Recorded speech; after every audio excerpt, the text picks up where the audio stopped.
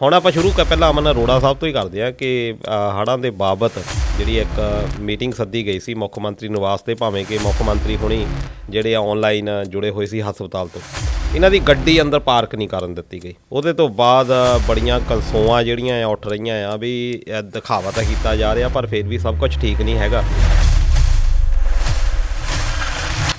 ਇੱਕ ਤਾਂ ਇਹ ਤਰਾਸਦੀ ਨੇ ਲੋਕਾਂ ਨੂੰ ਨਬੀੜਿਆ ਪਿਆ ਵੀ ਇਹ ਕੀ ਗੇਮ ਚੱਲ ਰਹੀ ਹੈ। ਦੂਸਰਾ ਸੀਐਮ ਤੁਹਾਡਾ ਹਸਪੀਟਲ ਦੇ ਵਿੱਚ ਪਿਆ ਆ, ਇਹਦਾ ਮਤਲਬ ਇਹ ਹੈ ਕਿ ਸੀਐਮ ਨੇ ਤਾਂ ਕੋਈ ਆਰਡਰ ਨਹੀਂ ਇਹਦਾ ਪਾਸ ਕੀਤੇ ਹੋਣੇ, ਉਹਦਾ ਤਾਂ ਕੋਈ ਮਤਲਬ ਜਾਂ ਨਹੀਂ ਬਣਦਾ। ਕੁਛ ਲਾਗ ਡਾਟ ਹੋਊਗੀ ਜਾਂ ਕਿਸੇ ਨੇ ਕੋਈ ਪਾਵਰ ਸੈਂਟਰ ਕੋਈ ਵਰਤਿਆ ਤੇ ਮੈਨੂੰ ਜਾਣ ਬੁੱਝ ਕੇ ਉੱਥੋਂ ਰੋਕਿਆ ਗਿਆ, ਜਦ ਕਿ ਕੋਈ ਐਡੀ ਵੱਲ ਹੈ ਹੀ ਨਹੀਂ ਸੀ। ਇਹਦਾ ਮਤਲਬ ਇਹ ਆ ਕਿ ਤੁਸੀਂ ਇਹ ਮੰਨਿਆ ਹੋਇਆ ਕਿ ਤੁਸੀਂ ਸਾਰੇ ਹੁਣ ਜਿਹੜੀ ਇਹ ਪੰਜਾਬ ਦੇ 92 ਆਪਾਂ ਕਹਿ ਸਕਦੇ ਵਿਧਾਇਕ, ਚਲੋ 92 ਤੋਂ ਹੁਣ ਤੋਂ ਉੱਪਰ ਵੀ ਟੱਪੇ ਹੋਏ ਆ, ਮਤਲਬ ਕਿ ਤੁਸੀਂ ਟੋਟਲ ਨੂੰ ਪਹੁੰਚ ਗਏ ਹੋ ਗਏ। ਇਹਦਾ ਮਤਲਬ ਪਾਵਰ ਸੈਂਟਰ ਕਿਤੇ ਹੋਰ ਤੋਂ ਚੱਲਦਾ ਹੈ, ਉਹ ਪਾਵਰ ਸੈਂਟਰ ਕਿਆ ਦਿੱਲੀ ਆ। ਇੰਡੋਜ਼ ਟੀਵੀ ਦੇਖ ਰਹੇ ਸਾਰੇ ਦਰਸ਼ਕਾਂ ਦਾ ਬਹੁਤ ਬਹੁਤ ਸਵਾਗਤ। ਮੈਂ ਦਲਜੀਤ ਸਿੰਘ, ਸਾਰਿਆਂ ਨੂੰ ਸਤਿ ਸ੍ਰੀ ਅਕਾਲ। ਦੋਸਤੋ, ਇੱਕ ਵਾਰੀ ਫਿਰ ਇੰਡੋਜ਼ ਪ੍ਰਾਈਮ ਲੈ ਕੇ ਹਾਜ਼ਰ ਹਾਂ ਅਤੇ ਇਸ ਹਫ਼ਤੇ ਦੀਆਂ ਆਪਾਂ ਅਹਿਮ ਸੁਰਖੀਆਂ ਦੇ ਉੱਤੇ ਗੱਲਬਾਤ ਕਰਾਂਗੇ ਅਤੇ ਆਪਣੀ ਜਿਹੜੀ ਸਹਾਇਤਾ ਆ ਉਹ ਕਰਨਗੇ ਹਰਜੀਤ ਲਸਾੜਾ ਜੀ, ਜਿਹੜੇ ਕਿ ਕੁਈਨਸਲੈਂਡ ਤੋਂ ਪੰਜਾਬੀ ਟ੍ਰਿਬਿਊਨ ਦੇ ਪੱਤਰਕਾਰ ਨੇ। ਅਤੇ ਲਸਾੜਾ ਸਾਹਿਬ, ਸਭ ਤੋਂ ਪਹਿਲਾਂ ਤੁਹਾਡਾ ਸਵਾਗਤ ਹੈ। ਸਤਿ ਸ਼੍ਰੀ ਅਕਾਲ ਜੀ। ਅਤੇ ਲਸਾੜਾ ਸਾਹਿਬ, ਆਪਾਂ ਜਿਹੜੀ ਅੱਜ ਦੀਆਂ ਅਹਿਮ ਸੁਰਖੀਆਂ ਆ ਉਹਦੇ ਉੱਤੇ ਚਰਚਾ ਕਰਨੀ ਆ। ਸਭ ਤੋਂ ਪਹਿਲਾਂ ਤਾਂ ਪੰਜਾਬ ਦੀ ਕੈਬਨਿਟ ਬਾਰੇ ਆਪਾਂ ਗੱਲ ਕਰ ਲਈਏ ਜਾਂ ਸੱਤਾਧਰ ਬਾਰੇ ਗੱਲ ਕਰ ਲਈਏ ਕਿ ਸੱਤਾਧਰ ਦੇ ਵਿੱਚ ਇਹ ਦੇਖਣ ਨੂੰ ਮਿਲਿਆ ਵੀ ਜਿੰਨਾ ਕੁ ਚਿਰ ਤੱਕ ਸੱਤਾ ਹੁੰਦੀ ਆ ਉਨਾ ਚਿਰ ਤੱਕ ਇੰਨਾ ਕਾਟੋ ਕਲੇਸ਼ ਪੈਂਦਾ ਨਹੀਂ ਜਿੰਨਾ ਕਿ ਹਿਡਨ ਜਿਹੜਾ ਆ ਉਹ ਦਿਸ ਰਿਹਾ ਆ। ਹੁਣ ਆਪਾਂ ਸ਼ੁਰੂ ਪਹਿਲਾਂ ਅਮਨ ਅਰੋੜਾ ਸਾਹਿਬ ਤੋਂ ਹੀ ਕਰਦੇ ਹਾਂ ਕਿ ਹੜ੍ਹਾਂ ਦੇ ਬਾਬਤ ਜਿਹੜੀ ਇੱਕ ਮੀਟਿੰਗ ਸੱਦੀ ਗਈ ਸੀ ਮੁੱਖ ਮੰਤਰੀ ਨਿਵਾਸ 'ਤੇ, ਭਾਵੇਂ ਕਿ ਮੁੱਖ ਮੰਤਰੀ ਹੁਣੀ ਜਿਹੜੇ ਆਨਲਾਈਨ ਜੁੜੇ ਹੋਏ ਸੀ ਹਸਪਤਾਲ ਤੋਂ, ਇਹਨਾਂ ਦੀ ਗੱਡੀ ਅੰਦਰ ਪਾਰਕ ਨਹੀਂ ਕਰਨ ਦਿੱਤੀ ਗਈ। ਉਹਦੇ ਤੋਂ ਬਾਅਦ ਬੜੀਆਂ ਕਲਸੋਆਂ ਜਿਹੜੀਆਂ ਆ ਉੱਠ ਰਹੀਆਂ ਆ ਵੀ ਦਿਖਾਵਾ ਤਾਂ ਕੀਤਾ ਜਾ ਰਿਹਾ, ਪਰ ਫਿਰ ਵੀ ਸਭ ਕੁਝ ਠੀਕ ਨਹੀਂ ਹੈਗਾ। ਅਮਨ ਅਰੋੜਾ ਜਿਹੜਾ ਕਿ ਇੱਕ ਵੱਡਾ ਲੀਡਰ ਆ ਆਮ ਆਦਮੀ ਪਾਰਟੀ ਦਾ ਅਤੇ ਇਹਨਾਂ ਦੇ ਪ੍ਰਧਾਨ ਵੀ ਹੈਗੇ ਆ ਸਟੇਟ ਦੇ, ਫਿਰ ਵੀ ਉਹਨਾਂ ਦੇ ਨਾਲ ਇਹੋ ਜਿਹਾ ਕਿ ਅੰਦਰ ਜਿਹੜੀ ਕਾਰ ਪਾਰਕ ਕਰਨ ਨਹੀਂ ਦੇਣੀ, ਬਾਕੀ ਜਿਹੜੇ ਮਿਨਿਸਟਰ ਅੰਦਰ ਜਾਣਾ, ਇੱਕ ਤਰ੍ਹਾਂ ਦੇ ਨਾਲ ਪਿੱਛੇ ਕੀ ਚੱਲ ਰਿਹਾ? ਤਿੰਨ ਚਾਰ ਚੀਜ਼ਾਂ ਦਲਜੀਤ ਜੀ ਇਸ ਸੂਬੇ ਦੀ ਸਿਆਸਤ ਦੇ ਵਿੱਚ ਜਿਹਨੂੰ ਆਪਾਂ ਕਲੱਬ ਕਰ ਸਕਦੇ ਹਾਂ। ਪਹਿਲੀ ਗੱਲ ਤਾਂ ਇਹ ਆ ਕਿ ਹਸਪੀਟਲ ਵਾਲੇ ਕਹਿ ਦਿੰਦੇ ਆ ਜਾਂ ਸਿਸੋਦੀਆ ਸਾਹਿਬ ਇਹ ਕਹਿ ਦਿੰਦੇ ਆ ਵੀ ਬਸ 2 ਦਿਨਾਂ ਦੀ ਦੇ ਰਿਹਾ ਜੀ ਮਾਨ ਸਾਹਿਬ ਤੁਹਾਡੇ ਸੀਐਮ ਸੂਬੇ ਦੇ, ਉਹ ਛੁੱਟੀ ਤੇ ਵਾਪਸ ਆ ਜਾਣਗੇ ਆਪਣੇ ਕੰਮ ਦੇ ਉੱਪਰ। ਲੇਕਿਨ ਮਾਨ ਸਾਹਿਬ ਹਜੇ ਵੀ ਹਸਪੀਟਲ ਦੇ ਵਿੱਚ ਆ ਤੇ ਉੱਥੋਂ ਹੀ ਡਰਿਪ ਡਰੂਪ ਤੁਸੀਂ ਫੋਟੋਆਂ ਦੇਖਦੇ ਆ ਵੀ ਉੱਥੋਂ ਹੀ ਦਫ਼ਤਰ ਚਲਾ ਰਹੇ ਆ, ਸਾਰਾ ਕੰਮ ਕਾਜ ਉੱਥੋਂ ਹੀ ਆਪਣਾ ਇਜਲਾਸ ਵੀ ਉੱਥੋਂ ਹੀ ਕਰੀ ਜਾ ਰਹੇ। ਇੱਕ ਤਾਂ ਇਹ ਤਰਾਸਦੀ ਨੇ ਲੋਕਾਂ ਨੂੰ ਨਬੀੜਿਆ ਪਿਆ ਵੀ ਇਹ ਕੀ ਗੇਮ ਚੱਲ ਰਹੀ ਹੈ। ਦੂਸਰਾ ਤੁਸੀਂ ਕਿਹਾ ਵੀ ਜਿਹੜੀ ਵੱਡੀ ਸਮੱਸਿਆ ਆ ਉਹ ਪੰਜਾਬ ਚੱਲ ਰਹੀ ਕਿ ਹੜ੍ਹਾਂ ਦੀ। ਚਲੋ ਹੁਣ ਪਾਣੀ ਘਟਣੀ ਸ਼ੁਰੂ ਹੋ ਗਿਆ, ਲੇਕਿਨ ਹੁਣ ਲਗਾਤਾਰ ਇਹ ਸਵਾਲ ਆਉਣੇ ਵੀ ਗਾਹਾਂ ਤੁਹਾਡੀ ਜਿਹੜੀ ਪੈਸੇ ਦੀ ਪਲੈਨਿੰਗ ਹੈ ਉਹ ਕਿੱਦਾਂ ਹੋਣੀ ਹੈ। ਲੇਕਿਨ ਇਹਦੇ ਵਿਚਾਲੇ ਆ ਇੱਕ ਗੱਡੀ ਵਾਲਾ ਖੜ ਗਿਆ। ਸੋ ਪਹਿਲੀ ਗੱਲ ਤਾਂ ਪੰਜਾਬ ਦੀ ਇਹ ਤਰਾਸਦੀ ਆ, ਜਦੋਂ ਕੋਈ ਮੇਨ ਸਮੱਸਿਆ ਚੱਲਦੀ ਹੁੰਦੀ ਨਾ, ਕੋਈ ਬੇਲੋੜੀ ਸਮੱਸਿਆ ਅੱਗੇ ਵਿੱਚ ਸਾਡਾ ਧਿਆਨ ਖਿੱਚ ਕੇ ਲੈ ਜਾਂਦੀ ਆ। ਪਰ ਮੈਂ ਇਹਨੂੰ ਹੁਣ ਬੇਲੋੜੀ ਸਮੱਸਿਆ ਵੀ ਨਹੀਂ ਕਹੂੰਗਾ। ਜੇ ਬੇਲੋੜੀ ਹੁੰਦੀ ਤਾਂ ਮੈਂ ਸਟਾਰਟਿੰਗ 'ਚ ਕਹਿਣਾ ਕਿ ਜੀ ਚਲੋ ਛੱਡੋ ਯਾਰ, ਇਹ ਗੱਡੀਆਂ ਤਾਂ ਪਤਾ ਨਹੀਂ ਅੱਜ ਖੜੀ ਨਹੀਂ ਕੀਤੀ ਹੈ, ਕੱਲ੍ਹ ਨੂੰ ਇਹਨਾਂ ਨੇ ਖੜੀ ਕਰਵਾ ਵੀ ਲੈਣੀ ਹੈ। ਇਹਦੇ ਪਿੱਛੇ ਥੋੜ੍ਹੀ ਜਿਹੀ ਮੈਂ ਜਿਹੜੀ ਆਪਣੇ ਲੀਡਰਾਂ ਦੀ ਮਾਨਸਿਕਤਾ ਉਹਦੇ ਉੱਪਰ ਧਿਆਨ ਦੇਣਾ ਚਾਹੂੰਗਾ ਕਿ ਸਾਡੇ ਜਿਹੜੀ ਪੰਜਾਬ ਦੇ ਲੋਕ ਆ ਉਹ ਥੋੜ੍ਹਾ ਸਮਝਣ ਇਸ ਚੀਜ਼ ਨੂੰ। ਪਹਿਲੀ ਗੱਲ ਤਾਂ ਜਿਹੜੀਆਂ ਤੁਹਾਡੀਆਂ ਮੇਨ ਪ੍ਰਾਇਓਰਟੀ ਸਮੱਸਿਆਵਾਂ ਆ ਉਹਨੂੰ ਅੱਖੋਂ ਪਰੋਖੇ ਨਾ ਕਰੋ। ਜਿਹੜੀਆਂ ਇਹ ਲੀਡਰਾਂ ਦੀਆਂ ਇਹ ਖਹਿਬਾਜ਼ੀਆਂ ਆਉਂਦੀਆਂ ਹੁੰਦੀਆਂ ਨਾ, ਇਹਨੂੰ ਚਾਹੇ ਪਰੇ ਕਰ ਦਿਆ ਕਰੋ, ਕੋਈ ਮਸਲਾ ਨਹੀਂ ਹੈਗਾ। ਪਰ ਇਹਨੂੰ ਥੋੜ੍ਹਾ ਆਪਾਂ ਧਿਆਨ ਨਾਲ ਦੇਖਦੇ ਹਾਂ।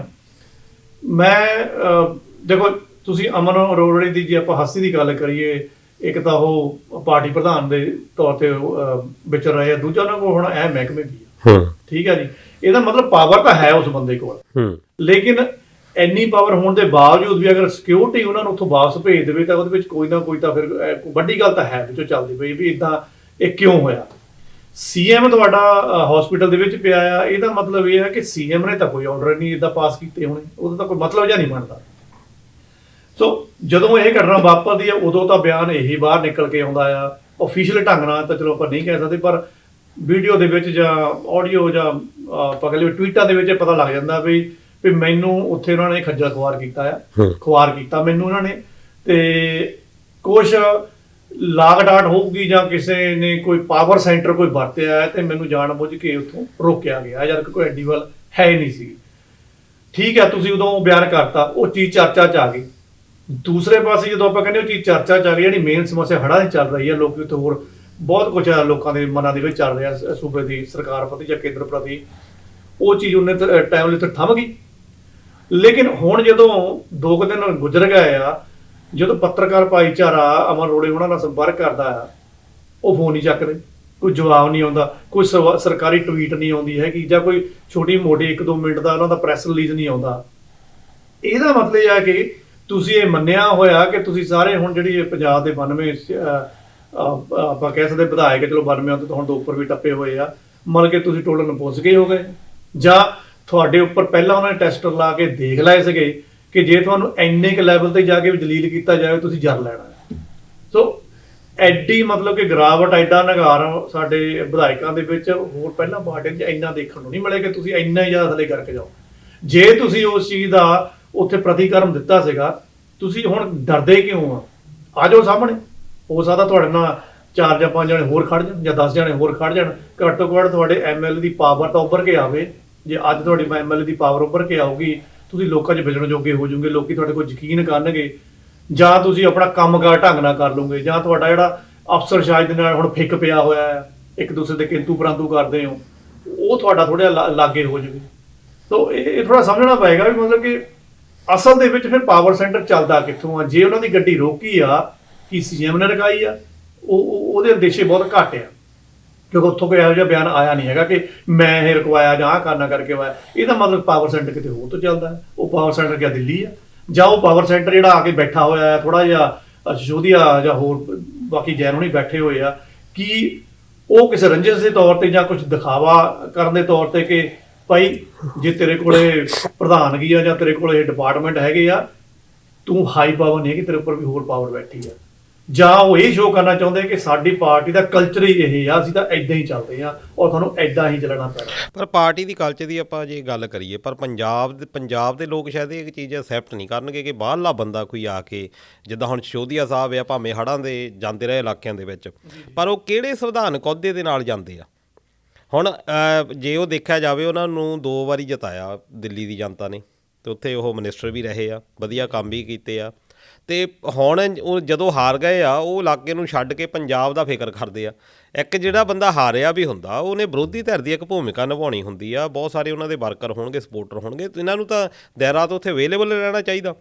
ਫਿਕਰ ਇਹਦਾ ਮਤਲਬ ਕੀ ਆ? ਇੱਥੇ ਜਿਹੜੇ ਇਹ ਆਉਂਦੇ ਵੀ ਆ ਦਿੱਲੀ ਵਾਲੇ, ਇਹਦਾ ਮਤਲਬ ਇਹ ਆ, ਉਹ ਇੱਕ ਤਰ੍ਹਾਂ ਦਿਖਾਵਾ ਸ਼ਾਇਦ ਇਹ ਲੋਕਾਂ ਦੇ ਵਿੱਚ ਤਾਂ ਇਹੀ ਜਾਂਦਾ ਵੀ ਪੰਜਾਬ ਦੇ ਜਿਹੜੇ ਚੁਣੇ ਹੋਏ ਨੁਮਾਇੰਦੇ ਆ, ਸ਼ਾਇਦ ਉਹ ਇੰਨੇ ਕਾਬਲੇ ਹੀ ਹੈ ਨਹੀਂ ਕਿ ਵੀ ਉਹਨਾਂ ਨੂੰ ਦਿੱਲੀ ਵਾਲਿਆਂ ਦਾ ਸਹਾਰਾ ਲੈਣਾ ਪੈਂਦਾ।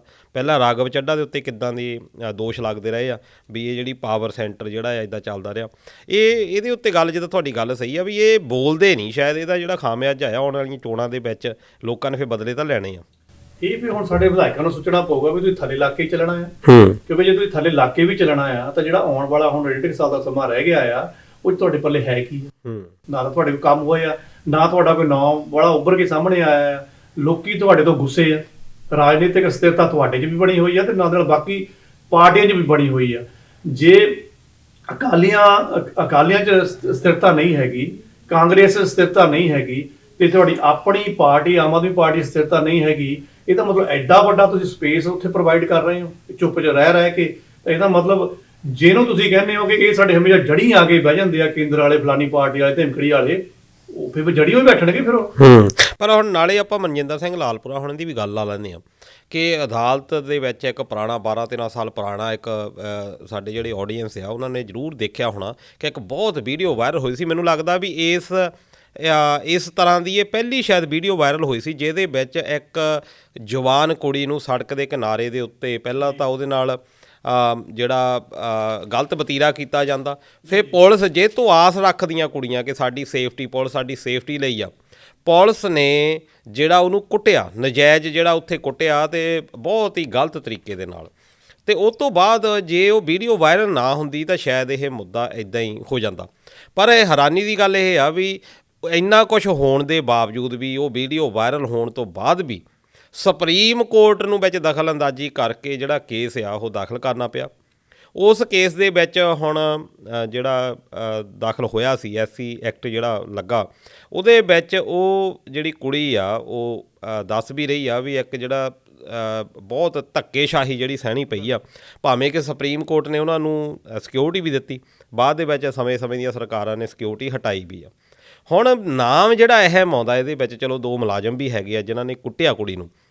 ਮਨਜਿੰਦਰ ਸਿੰਘ ਲਾਲਪੁਰਾ ਜਿਹੜਾ ਕਿ MLA ਆ ਆਮ ਆਦਮੀ ਪਾਰਟੀ ਦਾ, ਹੁਣ ਉਹਦਾ ਨਾਂ ਆ ਅਤੇ ਉਹ ਵੀ ਦੋਸ਼ੀ ਕਰਾਰ ਦਿੱਤਾ ਗਿਆ ਅਤੇ ਆਉਣ ਵਾਲੇ ਦਿਨਾਂ ਦੇ ਵਿੱਚ ਅਦਾਲਤ ਨੇ ਸਜ਼ਾ ਵੀ ਦੇਣੀ ਆ।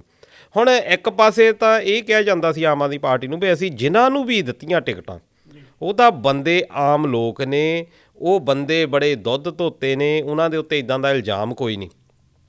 ਪਰ ਮਨਜਿੰਦਰ ਸਿੰਘ ਲਾਲਪੁਰਾ ਐਡਾ ਵੱਡਾ ਦੋਸ਼ ਲੈ ਕੇ ਘੁੰਮਦੇ ਰਹੇ, ਕੀ ਗੱਲ ਇਹ ਚੈੱਕ ਹੀ ਨਹੀਂ ਕੀਤਾ ਇਹਨਾਂ ਦੇ ਉੱਤੇ ਆਹ ਕੇਸ ਹੈਗਾ? ਇਹ ਸਵਾਲ ਹੁਣ ਕਹਿ ਲਓ ਵੀ ਹਰੇਕ ਮੂੰਹ ਤੇ ਹੈਗਾ ਆ ਕਿ ਜਦੋਂ ਤੁਸੀਂ ਪੰਜਾਬ 'ਚ ਸਿਆਸਤ ਲੈ ਕੇ ਆਏ ਸੀਗੇ ਦਿੱਲੀ ਤੋਂ, ਉਦੋਂ ਤੁਸੀਂ ਬਹੁਤ ਕਹਿ ਲਓ ਵੀ ਦਾਅਵੇ ਨਾਲ ਇਹ ਕਿਹਾ ਸੀਗਾ ਕਿ ਅਸੀਂ ਜਿਹੜੇ ਵੀ ਬੰਦੇ ਆਪਣੇ ਲੀਡਰ ਬਣਾਉਣ ਲੱਗੇ, ਵਿਧਾਇਕ ਬਣਾਉਣ ਲੱਗੇ ਆ, 2 ਸ਼ਰਤਾਂ ਤੇ ਬਣਾਉਣ ਲੱਗੇ ਆ। ਇੱਕ ਤਾਂ ਉਹ ਸਧਾਰਨ ਨੇ, ਦੂਸਰਾ ਜੇ ਅਸੀਂ ਕਿਸੇ ਹੋਰ ਪਾਰਟੀ 'ਚੋਂ ਵੀ ਲੈ ਕੇ ਆਏ ਤਾਂ ਅਸੀਂ ਪੂਰੀ ਛਾਣਬੀਣ ਦੇ ਨਾਲ ਲੈ ਕੇ ਆਏ ਆ ਕਿ ਉਹਨਾਂ ਦਾ ਕੋਈ ਕ੍ਰਿਮੀਨਲ ਰਿਕਾਰਡ ਨਹੀਂ ਹੈਗਾ ਜਾਂ ਉਹਨਾਂ ਨੇ ਕਦੇ ਦੋਸ਼ ਨਹੀਂ ਸਾਬਤ ਹੁੰਦੇ ਕਿ ਉਹਨਾਂ ਨੇ ਕਦੀ ਸਮਾਜ ਦੇ ਵਿੱਚ ਕੋਈ ਧੱਕੇਸ਼ਾਹੀ ਕੀਤੀ ਹੈ। ਲੇਕਿਨ ਜਿੱਦਾਂ ਹੁਣ ਆਹ ਸਮਾਂ 3.5 ਸਾਲ ਦਾ ਗੁਜ਼ਰਿਆ ਆ, ਜੇ ਤੁਸੀਂ ਲਿਸਟ ਬਣਾਉਣ ਲੱਗੋ ਤਾਂ 15-16 ਇਹਨਾਂ ਦੇ ਵਿਧਾਇਕ ਇਹੋ ਜਿਹੇ ਮਿਲ ਜਾਣਗੇ ਜਿਨ੍ਹਾਂ ਦੇ ਉੱਪਰ ਕਈਆਂ ਦੇ ਦੋਸ਼ ਸਾਬਤ ਹੋ ਗਏ ਔਰ ਕਈਆਂ ਦੇ ਦੋਸ਼ ਸਾਬਤ ਹੋ ਰਹੇ ਜਾਂ ਕੁਝ ਫਸੇ ਹੋਏ। ਹੁਣ ਮੈਂ ਜਿਹੜੇ ਫਸੇ ਹੋਏ ਮੈਂ ਉਹਨਾਂ ਨੇ ਦੋਸ਼ੀ ਤਾਂ ਨਹੀਂ ਕਹੂੰਗਾ, ਪਰ ਜੇ ਉਹਨਾਂ ਦਾ ਆਪਾਂ ਪਿਛਲਾ 3.5 ਸਾਲ ਦਾ ਟਾਈਮ ਦੇਖੀਏ ਉਹਦੇ ਵਿੱਚ ਸਾਫ਼ ਲੱਗਦਾ ਕਿ ਵੀ ਆਹ ਕੁਝ ਤਾਂ ਚੱਲਦਾ ਰਿਹਾ ਆ। ਇਹਦਾ ਮਤਲਬ ਇਹ ਕਹਿ ਲਓ ਵੀ ਯਕੀਨਨ ਇਹ ਇੱਕ ਗਲਤ ਕਹਿ ਲਓ ਵੀ ਸ਼ੀਸ਼ਾ ਤੁਹਾਨੂੰ ਦਿਖਾਇਆ ਗਿਆ ਸੀਗਾ। ਸੋ ਹਾਈ ਕਮਾਂਡ ਨੂੰ ਹੁਣ ਇਸ ਚੀਜ਼ 'ਚੋਂ ਮੁਨਕਰ ਨਹੀਂ ਹੋ ਸਕਦੀ। ਹਾਈ ਕਮਾਂਡ ਨੂੰ ਮੰਨਣਾ ਪਏਗਾ, ਸਵੀਕਾਰ ਕਰਨਾ ਪਏਗਾ ਕਿ ਤੁਹਾਨੂੰ ਸਾਰਾ ਕੁਝ ਪਤਾ ਸੀ। ਤੁਸੀਂ ਵੀ ਉਸ ਟਾਈਮ ਬਾਕੀ ਪਾਰਟੀਆਂ ਨੂੰ ਇਹ ਚੀਜ਼ ਨੂੰ ਅੱਗੇ ਲੈ ਕੇ ਆਏ ਆ ਕਿ ਚੱਲ ਇਹ ਮਾਲਦਾਰ ਆ, ਇੱਥੋਂ ਪੈਸੇ ਫੜੋ, ਜਾਂ ਇਹ ਵੈਸੇ ਹੀ ਥੋੜਾ ਧੱਕਾ ਧੋਕਾ ਕਰ ਲੈਂਦਾ ਆ ਤੇ ਇਹਨਾਂ ਨੂੰ ਵਰਤ ਲਓ। ਸੋ ਇਹ ਮੇਰੇ ਖਿਆਲ ਇਹ ਕੰਪਲੀਟਲੀ ਛਲਾਵਾ ਸੀਗਾ ਜਿਹੜਾ ਕਹਿ ਲਓ ਜੱਗ ਜ਼ਾਹਰ ਹੋ ਗਿਆ। ਤੇ ਜੇ ਇਹ ਤਾਂ ਚਲੋ ਸੁਪਰੀਮ ਕੋਰਟ ਦਾ ਆਪਾਂ ਧੰਨਵਾਦ ਕਰਦੇ ਹਾਂ ਕਿ ਉਸ ਐਕਟ ਦੇ ਵਿੱਚ ਉਹ FIR ਲਿਖੀ ਗਈ ਤੇ ਉਹਦੇ ਉੱਪਰ ਪੈਰਵੀ ਹੋ ਗਈ ਹੈ। ਲੇਕਿਨ ਤੁਸੀਂ ਇਹ ਵੀ ਦਲਜੀਤ ਦੇਖੋ 11-12 ਸਾਲ ਥੋੜੇ ਹੁੰਦੇ ਨੇ। 11-12 ਸਾਲ ਦੇ ਵਿੱਚ ਤਾਂ ਕਈ ਵਾਰ ਤਾਂ ਘਰ ਦੇ ਜੀ ਅੱਧੇ ਚਲ ਜਾਂਦੇ ਨੇ। ਹੁਣ ਇਹ ਆ ਵੀ ਅੱਗੇ ਅਦਾਲਤ ਵਿੱਚ ਵੀ ਅਪੀਲ ਹੋਣੀ ਆ, ਅਜੇ ਪਤਾ ਨਹੀਂ ਕਿੰਨੇ ਸਾਲ ਲੱਗ ਜਾਣੇ ਆ ਫਾਈਨਲ ਤੱਕ ਪਹੁੰਚਣ ਲਈ। ਚਲੋ ਉੱਥੇ ਸੰਭਾਵਨਾ ਤਾਂ ਇਹ ਹੁੰਦੀ ਆ ਕਿ ਸ਼ਾਇਦ ਹੁਣ ਉਹ ਫੈਸਲਾ ਨਾ ਪਲਟਿਆ ਜਾ ਸਕੇ, ਪਰ ਜੇ ਉਸ ਕੇਸ ਨਾਲ ਰਿਲੇਟਡ ਜਿਹੜੇ ਸਿੱਧੇ ਸੰਬੰਧਿਤ ਬੰਦੇ ਆ, ਜੇ ਉਹ ਬੰਦੇ ਦੇ ਨਾ ਇਸ ਜ਼ਿੰਦਗੀ 'ਚ ਰਹਿਣ ਤੇ ਫਿਰ ਜਿਹੜਾ ਨੈਕਸਟ ਫੈਸਲਾ ਵੀ ਆਉਣਾ ਹੈ, ਚਾਹੇ ਚੰਗਾ ਹੋਣਾ ਚਾਹੇ ਮਾੜਾ ਹੋਣਾ, ਉਹਦਾ ਫਿਰ ਮਤਲਬ ਕੀ? ਹਾਂ, ਇੱਕ ਮਿਲਜਨ ਦੀ ਤਾਂ ਆਲਰੇਡੀ ਡੈਥ ਹੋ ਚੁੱਕੀ ਆ। ਤੇ ਇਹ ਵੀ ਦੇਖੋ ਜੀ ਤਰਾਸਦੀ ਆ ਸਾਡੇ ਇਸ ਸਿਸਟਮ ਦੀ ਕਿ ਨਿਆਂ ਦੇਖੋ ਇਹ ਨਹੀਂ ਹੁੰਦਾ ਕਿ ਸਾਨੂੰ ਸੁੱਖ ਸਹੂਲਤਾਂ ਸਾਰੀਆਂ ਮਿਲ ਜਾਣ। ਚਲੋ ਹਰ ਬੰਦਾ ਤਵੱਕੋ ਇਹ ਰੱਖਦਾ, ਪਰ ਜੇ ਕੋਈ ਆਮ ਇਨਸਾਨ ਸਰਕਾਰਾਂ ਦੇ ਵਿੱਚੋਂ ਪਹਿਲੀ ਲੋੜ ਜਿਹੜੀ ਮੰਗਦਾ, ਉਹ ਮੰਗਦਾ ਆਪਣੀ ਸੁਰੱਖਿਆ, ਆਪਣੇ ਬੱਚਿਆਂ ਦੀ ਸੁਰੱਖਿਆ ਤੇ ਨਿਆਂ। ਬਾਕੀ ਗੱਲਾਂ ਜਿਹੜੀਆਂ ਆ ਬਾਅਦ ਦੀਆਂ ਆ, ਰੋਟੀ ਪਾਣੀ ਜਿਹੜਾ ਆ ਸਭ ਕੁਝ ਚੱਲਦਾ ਆ, ਸਰਕਾਰਾਂ ਜਿਹੜੀਆਂ ਆ ਸਹਾਇਤਾ ਕਰਦੀਆਂ ਆ, ਲਗਜ਼ਰੀ ਜੀਵਨ ਦੇਣ ਦੀ ਕੋਸ਼ਿਸ਼ ਕਰਦੀਆਂ, ਪਰ ਜਿਹੜਾ ਆਮ ਬੰਦਾ ਆ ਉਹਦੀ ਸੁਰੱਖਿਆ ਹੋਣੀ ਬਹੁਤ ਜ਼ਰੂਰੀ ਆ। ਹੁਣ ਸੁਰੱਖਿਆ ਦੇ ਉੱਤੇ ਗੱਲ ਕਰ ਲਈਏ ਕਿ ਇਹ 12-13 ਸਾਲ ਪਹਿਲਾਂ ਇੱਕ ਸੜਕ ਦੇ ਉੱਤੇ ਇੱਕ ਔਰਤ ਜਾਂਦੀ ਆ ਅਤੇ ਉਹਨੂੰ ਛੇੜਖਾਨੀ ਕੀਤੀ ਜਾਂਦੀ, ਪੁਲਿਸ ਵੱਲੋਂ ਕੁੱਟਿਆ ਜਾਂਦਾ।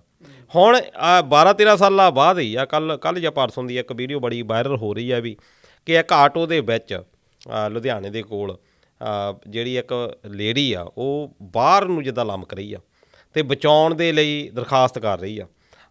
ਇਹ ਉਹ ਤੋਂ ਵੀ ਇੱਦਾਂ ਲੱਗਦਾ ਵੀ ਅਜੇ ਤੱਕ ਵੀ ਜਿਹੜੇ ਨਤੀਜੇ ਆ ਉਹ ਕੋਈ ਏਡੇ ਵਧੀਆ ਨਹੀਂ ਆਏ। ਇੱਕ ਪਾਸੇ ਕਹਿ ਤਾਂ ਰਹੇ ਹਾਂ ਅਸੀਂ ਵੀ ਬਹੁਤ ਅਸੀਂ ਸੇਫ ਪਲੇਸ ਬਣਾ ਰਹੇ ਹਾਂ, ਇਹਦਾ ਮਤਲਬ ਇਹ ਆ ਕਿ ਜਿਹੜੀ ਸਾਡਾ ਸਿਕਿਉਰਿਟੀ ਸਿਸਟਮ ਆ ਉਹਦੇ ਵਿੱਚ ਵੀ ਕੋਈ ਨਾ ਕੋਈ ਗਲਤ ਹੈਗਾ।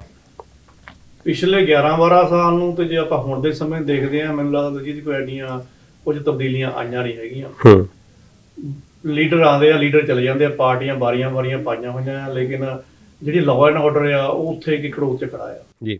ਦੋਸ਼ ਇਹਦੇ ਵਿੱਚ ਲੋਕਾਂ ਦਾ ਕਿੰਨਾ ਹੈ, ਪ੍ਰਸ਼ਾਸਨ ਦਾ ਕਿੰਨਾ ਹੈ, ਆਪਾਂ ਚਲੋ ਇਹ ਤੇ ਡਿਸਕਸ ਨਹੀਂ ਕਰਦੇ।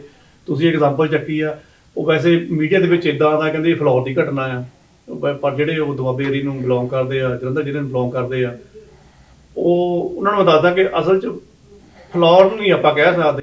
ਫਲੋਰ ਤੋਂ ਜਦੋਂ ਆਪਾਂ ਲੁਧਿਆਣੇ ਜਾਂਦੇ ਹਾਂ ਉਹਦੇ ਵਿਚਾਲੇ ਜਿਹੜਾ ਫਿਰ ਲੁਧਿਆਣੇ ਦੀ ਹੱਦ ਆ ਜਾਂਦੀ ਆ, ਉਹਦੇ ਵਿੱਚ ਇਹ ਘਟਨਾ ਵਾਪਰੀ ਆ। ਹੋਇਆ ਕੀ ਆ ਵੀ ਆਟੋ ਦੇ ਵਿੱਚ ਇਹ ਬੀਬੀ ਬੈਠੀ ਆ, ਇਹਨੂੰ ਸੇਮ ਉਹ ਪਰੇਸ਼ਾਨੀ ਦਾ ਸਾਹਮਣਾ ਕਰਨਾ ਪਿਆ। ਔਰ ਤਰਾਸਦੀ ਇਹ ਹੈ ਕਿ ਇਹਦੇ ਹੁਣ ਮੈਂ ਜਿਹੜੇ ਆਟੋ ਵਗੈਰਾ ਚਲਾਉਂਦੇ ਨੇ, ਚਲੋ ਮਿਹਨਤੀ ਨੇ ਸਾਰੇ ਬੰਦੇ, ਆਪਾਂ ਉਹਨਾਂ ਨੂੰ ਮਾੜਾ ਨਹੀਂ ਕਹਿੰਦੇ ਹੈਗੇ। ਕੁਝ ਜਿਹੜੇ ਗੜਬੜ ਕਰਦੇ ਨੇ ਉਹ ਸਾਰੇ ਫਿਰ ਉਸ ਕੈਟਾਗਰੀ ਦਾ ਨਾਂ ਖਰਾਬ ਕਰਦੇ ਆ, ਉਹ ਵੀ ਵਿੱਚ ਸ਼ਮੂਲੀਅਤ ਦੇ ਵਿੱਚ ਆ ਜਾਂਦੇ ਕਈ ਵਾਰ।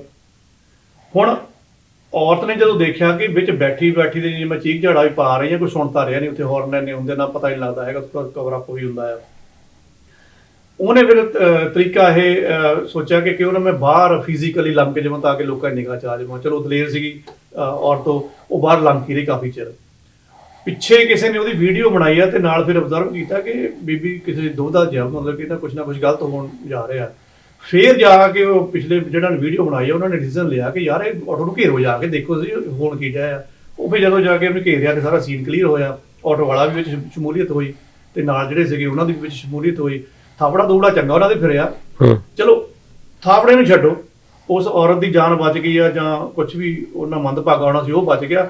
ਹੁਣ ਸਵਾਲ ਇੱਥੇ ਇਹ ਪੈਦਾ ਹੁੰਦਾ ਆ ਵੀ ਇੰਨੇ ਸਾਲਾਂ 'ਚ ਕੋਈ ਬਦਲਾਅ ਆਇਆ ਹੀ ਨਹੀਂ ਹੈਗਾ, ਕਿਉਂ ਨਹੀਂ? ਜਿੱਦਾਂ ਬੱਸ ਡਰਾਈਵਰਾਂ ਦੀਆਂ ਆਈਡੀਆਂ ਲੱਗਦੀਆਂ ਆ, ਇੱਕ ਉਹਦਾ ਪ੍ਰੂਫ ਹੁੰਦਾ ਹੈ ਜਾਂ ਟ੍ਰੇਨ ਡਰਾਈਵਰ ਹੈ ਜਾਂ ਕੁਝ ਵੀ ਆ।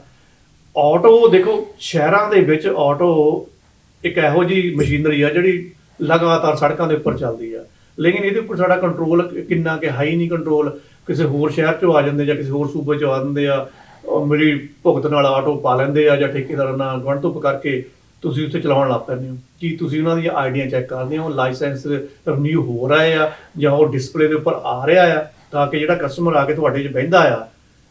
ਇਹ ਦਲਜੀਤ ਜੀ, ਮੈਂ ਦਿੱਲੀ 'ਚ ਵੀ ਇਹ ਤਜਰਬਾ ਲੈ ਚੁੱਕਾ ਆ। ਲੋਕੀ ਵੀ ਇਸ ਚੀਜ਼ ਨਾਲ ਸਹਿਮਤ ਹੋਣਗੇ, ਚਾਹੇ ਤੁਸੀਂ ਆਪਣੀ ਸਟੇਟ ਦੇ ਵਿੱਚ ਆ, ਆਪਣੇ ਸ਼ਹਿਰ 'ਚ ਆ, ਤੇ ਚਾਹੇ ਤੁਸੀਂ ਕਿਸੇ ਹੋਰ ਬਗਾਨੇ ਸੂਬੇ ਚਲ ਗਏ ਆ। ਜਦੋਂ ਤੁਸੀਂ ਆਟੋ ਤੇ ਬਹਿੰਦੇ ਹੋ ਨਾ, ਇੱਕ ਮਨ 'ਚ ਹੁਣ ਦੁਬਿਧਾ ਆਉਂਦੀ ਆ ਕਿ ਮੈਂ ਜਿੰਨਾ ਹੁਣ ਆਟੋ ਵਾਲੇ ਨਾਲ ਬਹਿ ਕੇ ਜਾ ਰਿਹਾ ਜਾਂ ਜਾ ਰਹੀ ਆ, ਮੈਂ ਸੇਫ ਹੈਗੀ ਆ, ਇਹ ਬੰਦਾ ਠੀਕ ਹੋਊਗਾ, ਕਿਉਂਕਿ ਉਹਦੀ ਕੋਈ ਡਿਸਪਲੇ ਆਈਡੀ ਹੈ ਨਹੀਂ, ਉੱਥੇ ਕੋਈ ਕੁਛ ਹੈ ਹੀ ਨਹੀਂਗਾ। ਉਹ ਕਈ ਵਾਰ ਫਿਰ ਇਹੋ ਜਿਹੀਆਂ ਘਟਨਾਵਾਂ ਹੁੰਦੀਆਂ ਕਿ ਰਾਤ ਬਾਤ ਦਾ ਟਾਈਮ ਹੁੰਦਾ ਆ, ਉਹ ਸੁਲਸਾਨ ਗਲੀਆਂ 'ਚ ਲੈ ਜਾਂਦੇ ਆ, ਉੱਥੇ ਫਿਰ ਗਲਤ ਕੰਮ ਵੀ ਹੋ ਜਾਂਦੇ ਜਾਂ ਤੁਹਾਨੂੰ ਲੁੱਟ ਖੋਹ ਵੀ ਹੋ ਜਾਂਦੀ ਆ। ਤਾਂ ਸੂਬਾ ਸਰਕਾਰ ਨੂੰ ਘੱਟ ਤੋਂ ਘੱਟ ਇਹਨਾਂ ਦੇ ਉੱਪਰ ਵੀ ਥੋੜੀ ਨਕੇਲ ਕੱਸਣ ਦੀ ਲੋੜ ਹੈ। ਸਾਰੇ ਬੁਰੇ ਨਹੀਂ ਹੈਗੇ, ਨਕੇਲ ਜਦੋਂ ਕੱਸਾਂਗੇ, ਕੋਈ ਸਿਸਟਮ ਬਣਾਵਾਂਗੇ ਤਾਂ ਜਿਹੜੇ ਬੁਰੇ ਆ ਉਹ ਕੰਟਰੋਲ 'ਚ ਆਉਣਗੇ। ਇਹਨਾਂ ਦੀ ਡਿਸਪਲੇ ਆਈਡੀ ਮੂਹਰੇ ਲੱਗੀ ਹੋਣੀ ਚਾਹੀਦੀ ਹੈ ਤਾਂ ਕਿ ਕਸਟਮਰ ਦੀ ਨਿਗਾਹ 'ਚ ਹੋਵੇ, ਕੋਈ ਡਾਟਾ ਉਹਦਾ ਪੂਰਾ ਹੋਵੇ, ਪਲੱਸ ਕੋਈ ਉਹਨਾਂ ਦੀ ਵਰਦੀ ਵੁਰਦੀ ਹੋਵੇ, ਕੋਈ ਸੰਗਠਨ ਦੇ ਅੰਦਰ ਆਉਂਦੇ ਹੋਣ। ਇਹਨਾਂ ਦੇ ਲਾਇਸੈਂਸ ਦਾ ਰਿਵਿਊ ਲਗਾਤਾਰ ਹੋਣਾ ਚਾਹੀਦਾ ਹੈ ਕਿ ਐਵੇਂ ਤਾਂ ਨਹੀਂ ਧੱਕੀ ਕਰਦੇ ਹੈਗੇ, ਫਿਰ ਇਹ ਘਟਨਾਵਾਂ ਰੁਕ ਸਕਦੀਆਂ, ਅਦਰਵਾਈਜ਼ ਬਹੁਤ ਮੁਸ਼ਕਲ ਹੈ ਜੀ। ਵੈਸੇ ਵੀ ਇਹ ਜਿਹੜੀ ਘਟਨਾ ਆ, ਇਹਦੇ ਵਿੱਚ ਮੈਂ ਜਾਂਦਾ ਇੱਕ ਚੀਜ਼ ਹੋਰ ਜੋੜ ਦਿੰਦਾ।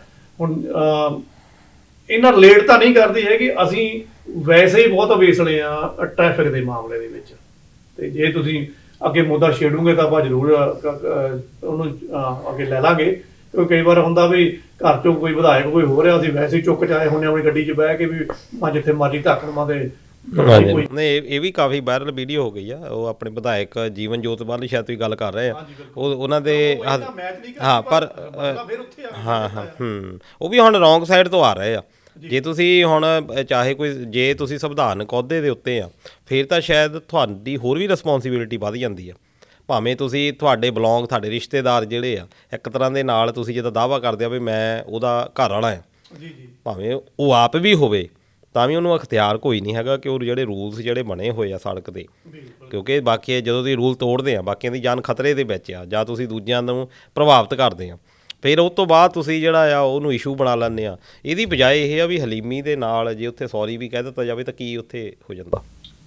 ਦਲਜੀਤ ਜੀ, ਸਮਾਜਿਕ ਨੁਕਤੇ ਦੇ ਨਾਲ ਜੇ ਮੈਂ ਇਹਨੂੰ ਵਿਚਾਰਾਂ, ਜੇ ਉੱਥੇ ਕੋਈ, ਚਲੋ ਉਹਨਾਂ ਨੇ ਤਾਂ ਹੁਣ ਇਸ਼ੂ ਕਰਦਾ ਕਿ ਮੈਂ ਤਾਂ ਜੀ ਵਿਧਾਇਕਾ ਦਾ ਹਸਬੈਂਡ ਆ, ਠੀਕ ਆ, ਇਹ ਸਾਨੂੰ ਵੀ ਪਤਾ ਵੀ ਪੁਲਿਸ ਦੀ ਛਵੀ ਥੋੜੀ ਖਰਾਬ ਆ ਜੀ। ਮੈਂ ਉਹ ਵੀਡੀਓ ਨੂੰ 2 ਵਾਰ ਦੇਖਿਆ ਧਿਆਨ ਦੇ ਨਾਲ ਵੀ ਉਹਨੇ ਨੇ ਕਿਹੜਾ ਪੁਆਇੰਟ ਨੂੰ ਚੱਕ ਕੇ ਆਪਣੀ ਬੱਲੇ ਬੱਲੇ ਕਰਾਉਣ ਦੀ ਕੋਸ਼ਿਸ਼ ਕੀਤੀ। ਆਪਣਾ ਮੋਬਾਈਲ ਉਹਨਾਂ ਨੇ ਕੱਢਿਆ, ਉਹਨਾਂ ਨੂੰ ਇਹ ਵੀ ਪਤਾ ਕਿ ਮੇਰੀ ਵੀ ਵੀਡੀਓ ਬਣ ਰਹੀ ਆ, ਲੇਕਿਨ ਉਹਨਾਂ ਨੇ ਆਪਣਾ ਮੋਬਾਈਲ ਕੱਢਿਆ, ਪਤਾ ਨਹੀਂ ਕਿੰਨਾ ਚਿਰ ਐਂ ਕਰ ਰਹੇ ਆ। ਮਤਲਬ ਕਿ ਤੁਹਾਡਾ ਮੋਬਾਈਲ ਹੈ, ਤੁਹਾਨੂੰ ਉੱਤੇ ਕੰਟਰੋਲ ਹੀ ਹੈ ਨਹੀਂ ਕਿ ਉਹਦਾ ਲੌਕ ਕਿੰਨੇ ਚਿਰ 'ਚ ਖੁੱਲ੍ਹਣਾ ਹੁੰਦਾ ਜਾਂ ਕੈਮਰਾ ਕਿੱਥੋਂ ਸਟਾਰਟ ਹੋਣਾ ਹੁੰਦਾ। ਤੁਸੀਂ ਵੀਡੀਓ ਬਣਾਉਣੀ ਸ਼ੁਰੂ ਕਰਤੀ, ਤੁਸੀਂ ਸਿਰਫ ਇਹ ਕਹਿਣਾ ਸ਼ੁਰੂ ਕੀਤਾ ਹੋਇਆ ਆ ਕਿ ਤੁਹਾਡਾ ਤਾਂ ਪੁਲਿਸ ਵਾਲਿਆਂ ਦਾ ਕੰਮ ਹੀ ਇਹ, ਤੁਸੀਂ ਤਾਂ ਧੱਕਾ ਹੀ ਸਾਰਾ ਨਾ ਕਰਦੇ ਆ। ਜਦ ਕਿ ਇਸ਼ੂ ਇਹ ਹੈ ਕਿ ਤੁਸੀਂ ਰੌਂਗ ਸਾਈਡ ਤੇ ਆਏ ਔਰ ਉਹਨਾਂ ਨੂੰ ਪੈਰ ਮਿੱਧਣ ਦੀ ਕੋਸ਼ਿਸ਼ ਕੀਤੀ ਗੱਡੀ ਦੇ ਨਾਲ। ਇਹਦਾ ਮਤਲਬ ਤੁਹਾਡੀ ਮਨਸ਼ਾ ਇਹ ਸੀ ਕਿ ਮੇਰੀ ਵੀਡੀਓ ਵਾਇਰਲ ਹੋ ਗਈ ਤੇ ਮੈਂ ਥੋੜੀ ਪੁਲਿਸ ਦੀ ਬਦਨਾਮੀ ਕਰ ਦੇਵਾਂ, ਤੇ ਪੁਲਿਸ ਨੇ ਕਿਹੜਾ ਕੁਝ ਕਹਿਣਾ ਕਿਉਂਕਿ ਆਪਾਂ ਵਿਧਾਇਕਾਂ ਦੇ ਹਸਬੈਂਡ ਆ। ਲੇਕਿਨ ਮੈਂ ਇਸੇ ਹਸਬੈਂਡ ਨੂੰ ਇਹ ਕਹਿਣਾ ਆ, ਜੀਵਨ ਜੋਤ ਦੇ ਹਸਬੈਂਡ ਨੂੰ ਇਹ ਕਹਿਣਾ ਵੀ ਭਾਈ, ਜੇ ਤੂੰ ਆਪਣਾ ਇੱਕ ਚੰਗਾ ਸ਼ਹਿਰੀ ਬਣ ਕੇ ਉੱਥੇ ਜਾ ਕੇ ਹਲੀਮੀ ਦੇ ਵਿੱਚ ਜਦੋਂ ਤੁਸੀਂ ਕਿਹਾ ਵੀ ਹਲੀਮੀ ਚਾਹੀਦੀ ਆ, ਉਹ ਕਹਿੰਦਾ ਵੀ ਠੀਕ ਹੈ ਮੇਰੇ ਕੋਲ ਟ੍ਰੈਫਿਕ ਰੂਲ ਭੰਗ ਹੋ ਗਿਆ ਆ, ਸੌਰੀ ਵੀ ਤੁਹਾਡੇ ਪੈਰਾਂ ਵੀ ਦਰਦ ਹੋਣੇ ਸੀਗੇ, ਚਲੋ ਬਚਾਅ ਹੋ ਗਿਆ ਆ, ਮੈਂ ਆਪਣੀ ਗਲਤੀ ਮੰਨਦਾ ਆ। ਉਹ ਵਾਲੀ ਜੇ ਵੀਡੀਓ ਗਲਤੀ ਮੰਨਦੇ ਦੀ ਜੇ ਵਾਇਰਲ ਹੁੰਦੀ ਤਾਂ ਉਹ ਇਸ ਤੋਂ ਵੀ ਜ਼ਿਆਦਾ ਵਾਇਰਲ ਹੋਣੀ ਸੀ, ਉਹਦੀ ਸ਼ੋਭਾ ਵੀ ਹੋਣੀ ਸੀ ਔਰ ਪਰਿਵਾਰ ਦੀ ਬਹੁਤ ਸ਼ੋਭਾ ਹੋਣੀ ਸੀ, ਤੇ ਉਹਨਾਂ ਕਿੰਨਾ ਵਧੀਆ ਸੁਨੇਹਾ ਜਾਣਾ ਸੀਗਾ, ਪਰ ਇਹ ਸਾਡੇ ਕੋਲੇ ਹੈ ਹੀ ਨਹੀਂ। ਸੌਰੀ ਮੰਗਣੀ ਸ਼ਾਇਦ ਇਹ ਆਪਾਂ ਨੂੰ ਸਿਖਾਇਆ ਨਹੀਂ ਜਾਂਦਾ, ਕਿਸੇ ਤੋਂ ਮਾਫੀ ਮੰਗ ਲਓ। ਹੁਣ ਈਗੋ ਵਾਲੇ ਆਪਾਂ ਜ਼ਿਆਦਾ ਮਤਲਬ ਕਿੱਧਰ ਚਲ ਗਈਆਂ ਗੱਲਾਂ। ਹਾਂਜੀ, ਜੇ ਆਮ ਬੰਦੇ ਨੂੰ ਕਿਸੇ ਨੂੰ ਵੀ ਕਹਿ ਦੋ ਤਾਂ ਉਹ ਵੀ ਥੋੜਾ ਜਿਹਾ ਇਤਰਾਜ਼ ਵਿਅਕਤ ਕਰਦਾ ਵੀ ਹਾਂਜੀ, ਇਹ ਥੋੜਾ ਜਿਹਾ ਹੈਗਾ। ਤੇ ਚਲੋ ਖੈਰ, ਤੇ ਹੜ੍ਹਾਂ ਦਾ ਬਾਬਤ ਜਿਹੜਾ ਕਾਫੀ ਨੁਕਸਾਨ ਹੋਇਆ ਪਿਛਲੇ 2 ਵੀਕਾਂ ਦੇ ਵਿੱਚ, ਕਾਫੀ ਤਰਾਸਦੀ ਰਹੀ ਆ ਪੰਜਾਬ ਦੀ, ਕਿ ਜਿਹੜਾ ਬਹੁਤ ਦੇਖੋ ਇਹਦੇ ਵਿੱਚ ਕੁਦਰਤ ਦੀ ਕਰੋਪੀ ਵੀ ਆ, ਕੁਛ ਮਿਸਮੈਨੇਜਮੈਂਟ ਵੀ ਹੋਈ ਆ, ਪਰ ਕੁਦਰਤ ਵੱਲੋਂ ਵੀ ਐਤਕੀ ਮੀਂਹ ਬਹੁਤ ਜ਼ਿਆਦਾ ਪਏ ਆ। ਤੇ ਹੁਣ ਉਹਦਾ ਜਿਹੜਾ ਮੁਆਵਜ਼ਾ ਆ, ਲੋਕੀ ਦੇਖ ਰਹੇ ਸੀ ਕਿ ਸਾਡੇ ਪ੍ਰਧਾਨ ਮੰਤਰੀ ਸਾਹਿਬ ਆਉਣਗੇ, ਪਹਿਲਾਂ ਤਾਂ ਇਹੀ ਗੱਲ ਦੀ ਸ਼ੁਕਰ ਆ ਕੋ ਆ ਗਏ, ਪਹਿਲਾਂ ਤਾਂ ਇਹ 'ਤੇ ਵੀ ਅਟਕਾਈਆਂ ਸੀ ਵੀ ਪਤਾ ਨਹੀਂ ਕਿੱਦਾਂ ਕਰਨੀ ਉਹਨਾਂ ਨੇ, ਤੇ ਆਏ ਆ ਤੇ 1600 ਕਰੋੜ ਦਾ ਪੈਕੇਜ ਜਿਹੜਾ ਦੇ ਕੇ ਗਏ ਆ। 1600 ਕਰੋੜ ਦਾ ਪੈਕੇਜ ਜਿਹੜਾ ਆ ਉਹ ਸੁਣਨ ਨੂੰ ਤਾਂ ਲੱਗਦਾ ਵੀ ਬਹੁਤ ਆ ਪੈਸਾ, ਪਰ ਜਦੋਂ ਆਪਾਂ ਉਹਨਾਂ ਵਰਗੀਕਰਨ ਕਰਦੇ ਹਾਂ ਕਿ ਜਿੰਨੇ ਲੋਕ ਪ੍ਰਭਾਵਿਤ ਹੋਏ ਆ, ਜਿੰਨੀ ਫਸਲ ਦਾ ਨੁਕਸਾਨ ਹੋਇਆ, ਜਿੰਨਾ ਜਾਨਵਰਾਂ ਦਾ ਨੁਕਸਾਨ ਹੋਇਆ, ਮੌਤਾਂ ਹੋਈਆਂ ਆ, ਤੇ ਡਿਸੇਬਿਲਟੀ ਵੀ ਹੋਈਆਂ ਆ, ਤੇ ਉਸ ਤੋਂ ਬਾਅਦ ਜਿਹੜੇ ਖੇਤ ਪ੍ਰਭਾਵਿਤ ਹੋਏ ਆ ਉਹਨਾਂ ਨੂੰ ਹੁਣ ਠੀਕ ਵੀ ਕਰਨਾ ਆ, ਉਹਦੇ ਉੱਤੇ ਵੀ ਉਹਦੇ ਹਿਸਾਬ ਦੇ ਨਾਲ ਕੋਈ ਇੱਕ ਬੰਦੇ ਨੂੰ ਜੇ 2400-2500 ਰੁਪਈਆ ਜਿਹੜਾ ਆਉਣਾ, ਤੇ ਉਹ ਸਾਰੇ ਜਿਹੜੇ ਪਾਰਟੀਆਂ ਉਹਨਾਂ ਨੇ ਕਿਹਾ ਵੀ ਆ ਵੀ ਇਹ ਬਹੁਤ ਘੱਟ ਜਿਹੜਾ ਇਹ ਦਿੱਤਾ ਗਿਆ ਆ। ਤੁਸੀਂ ਕੀ ਸੋਚਦੇ ਹੋ?